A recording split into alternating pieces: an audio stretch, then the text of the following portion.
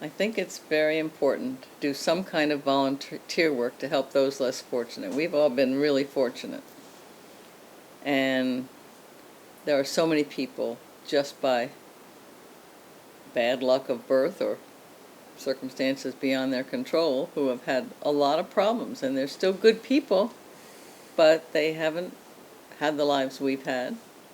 And they may work hard, but they can't, maybe haven't had any mentor or anybody to guide them, and they just don't do as well. And I think all of us can do some kind of volunteer work to help those less fortunate. And there are times in your life when you probably can't, when your life is just too full, if you have small children. But when you get older, you certainly can. And I've done lots of volunteer work, and the volunteer work I do now for Furniture Share House is the most rewarding I've ever done in my life. And this is helping people who either lived in a shelter or had a fire or lost all their belongings because of bed bugs, all different kinds of things. And they finally get some housing, but they have no furniture. The last week or so, I had somebody who said, oh, it would be so nice to have a bed and not have to sleep on the floor. And other people have all their clothes in a big black plastic bag until they get furniture from us. So our furniture is donated to us, and we give it to them, and it's wonderful. They're so grateful. They don't take advantage. I've had people say to me, I could use that, but I'll leave it for someone else who maybe needs it more. And they're really good people. These are people who've had misfortunes, and unfortunately, there are a lot of people in our country who think they're just lazy, and I don't believe that. I think, yes, some people are lazy, but some people of every group are lazy. So in my family, and in many families, volunteer work, my grandfather, both my grandmothers, my grandfather, I'm not sure about one grandfather because he died when I was fairly young, and I don't know much about his volunteering, but my parents both volunteered.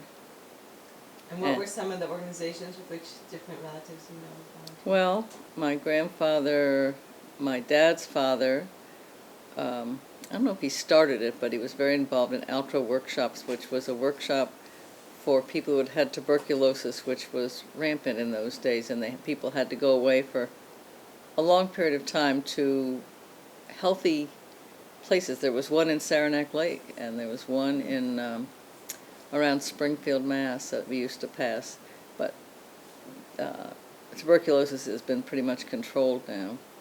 But you used to have to go and stay away, I can't remember the time, whether it was 6 months or something like that, and breathe clean air. It was a lung disease, tuberculosis. And when they came back and needed some work, this was a place for them to get started again, I guess. So he did that. He was involved in ethical culture, and I don't know if he was one of the founders. I had thought so, but then I'm not positive of that. My grandmother... What was his name? Fred Stein, Okay. Senior, but they weren't called Senior and Junior. Right. And yes, they were. They weren't. They had Fred M. Stein. That was the M that didn't stand for anything. But they were Senior and Junior. Oh, right. And my grandmother was involved with child. I can't remember child. What? I can't remember. It was something to do with children, and I can't remember what it was. I can't remember the name right now.